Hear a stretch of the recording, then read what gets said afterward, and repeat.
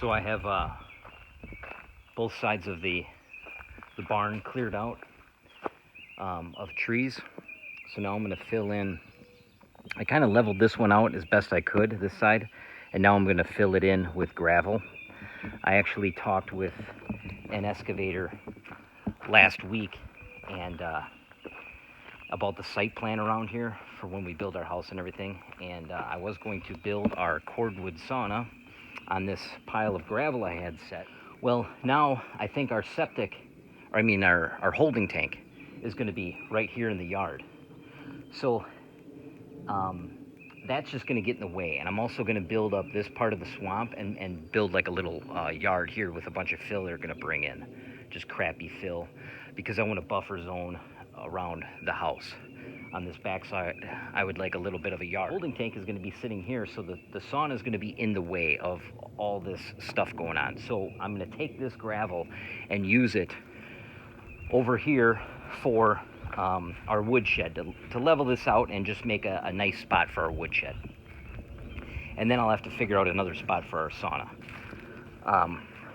We're going to do a cordwood sauna, and we're doing that to practice before we build our house, which will also be of a cordwood construction. I'm going to use the tractor and take that pile and move it over here.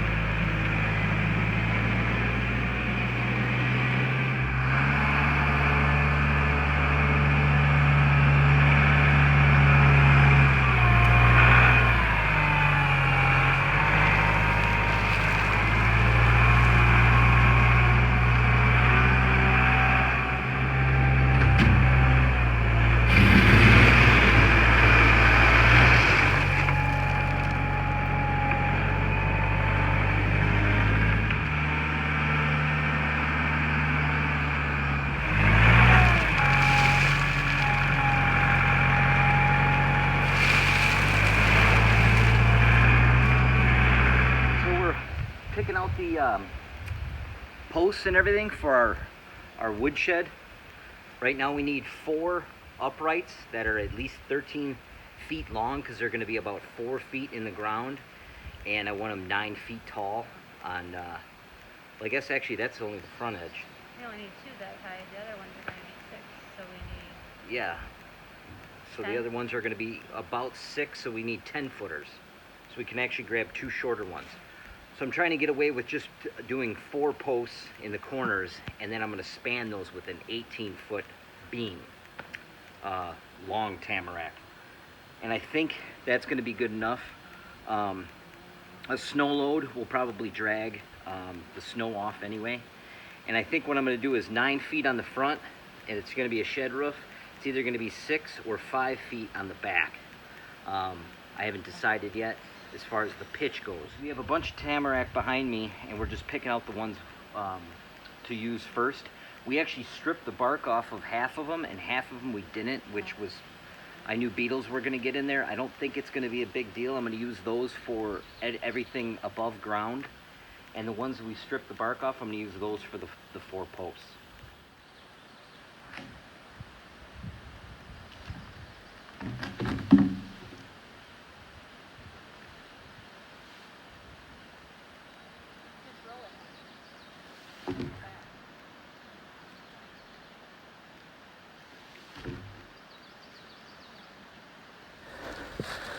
So here's all the wood back here.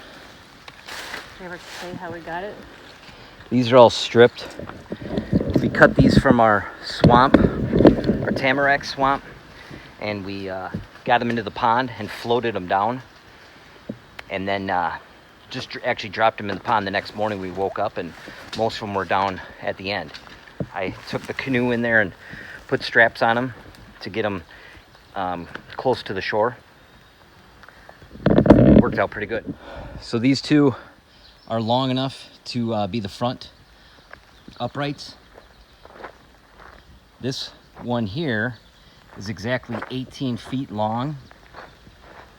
So that one's probably going to be one of the beams that go across. So we need 2 of those. And then these 2 are going to be the back uprights, posts. So then in this mess, I gotta find one thicker, nice straight 18 footer again.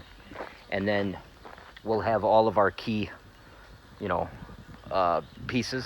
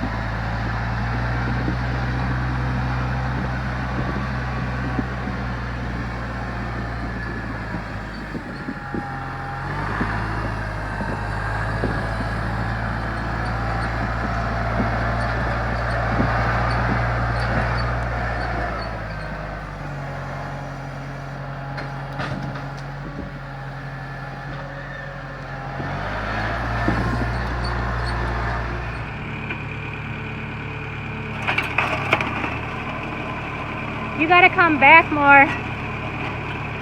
Hun? Yeah. There.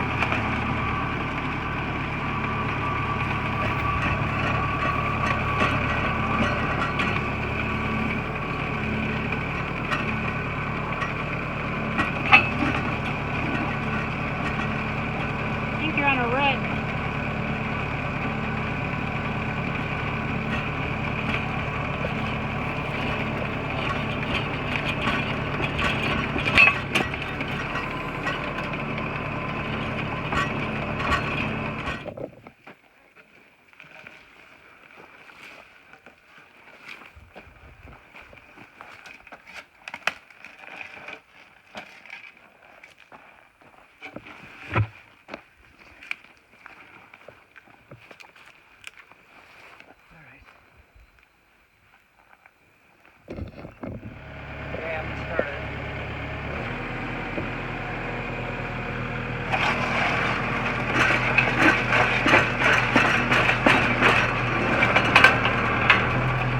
Go forward a little bit. You're at an angle. There.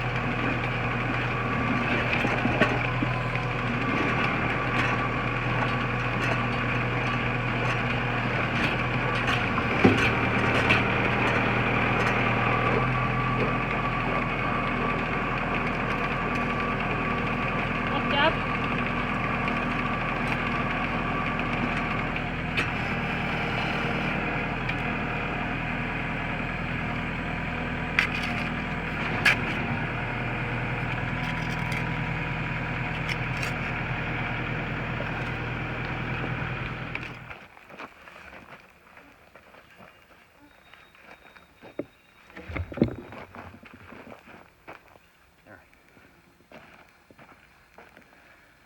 leave it up that high and have that 4-foot pitch.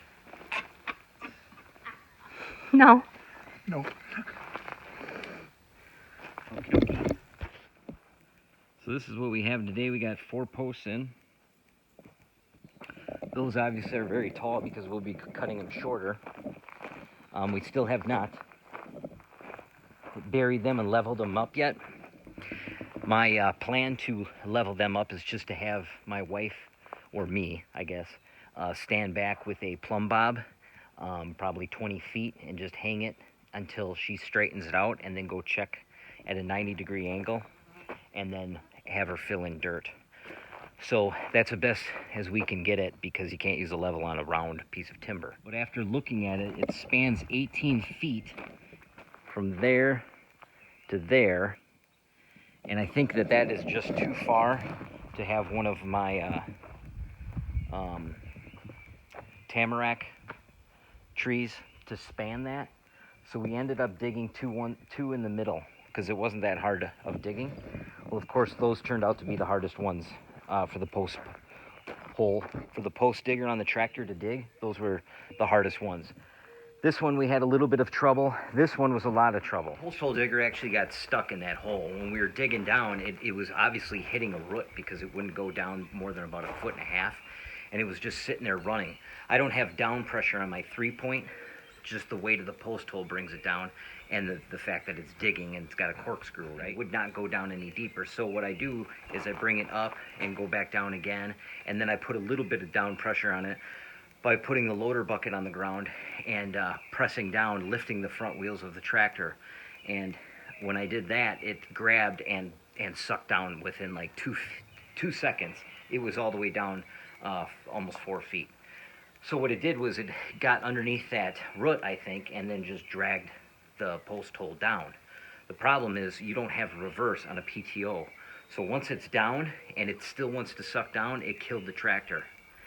So then I turned the PTO off, started the tractor, and then I had the throttle way down. So when I start the PTO, it didn't kick in fast, which is how you should always start them. And when I did that, it just killed the tractor again. So I started the tractor up, had the PTO off, of course, and then tried to lift the 3-point. It wasn't lifting. So then we had to sit here with a hammer and actually dig around the post hole digger as best as we could. And then we would start the tractor up and try to go back and forth a little bit, trying not to break the post hole digger, and lift up on the 3-point again. And we did that, we screwed around for about an hour. I actually took the PTO off of the post hole digger, thinking that when you lift it up, maybe it would start spinning, reverse spin, and lift out without it being connected to the PTO. It could free spool as you were, or free spin, but that did not work either. So then we had to hook it back up again, and we dug down as best we could, freeing all the obstructions as far down as we could, which is only about 1 foot, and wiggling it back and forth and prying up. Finally, I started the PTO, and it popped up. If you ever get your PTO stuck, reverse everything I said and start again and do that, because it worked. So now we have all 6 holes dug, and we're going to put a middle post, and that will be strong enough for that 18-foot span.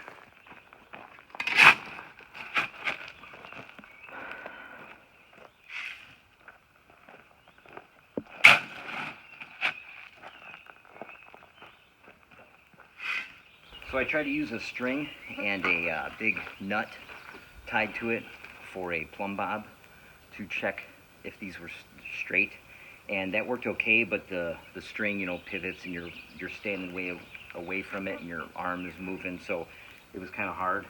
So what I think I'm just going to do is stand here with a board, put a level on it, level up the board, and check if it's center here and it's center on the top.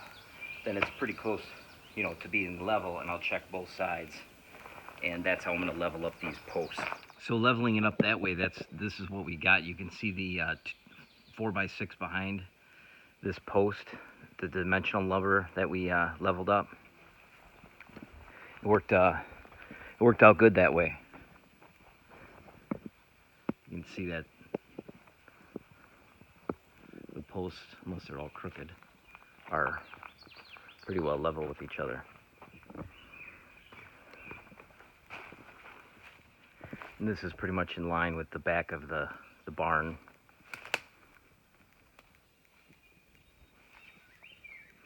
So we left the middle one out in the front so I can get the tractor in there, lift up the back beam and set it on these 3 uprights.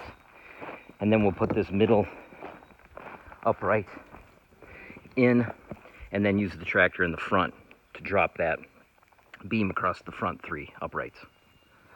And finally, we got the bracing on, just in case I hit one of those posts with the tractor or whatever.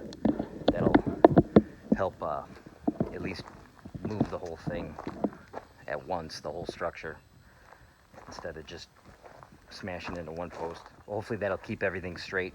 All right, so stick with us until the next time when we finish this thing up.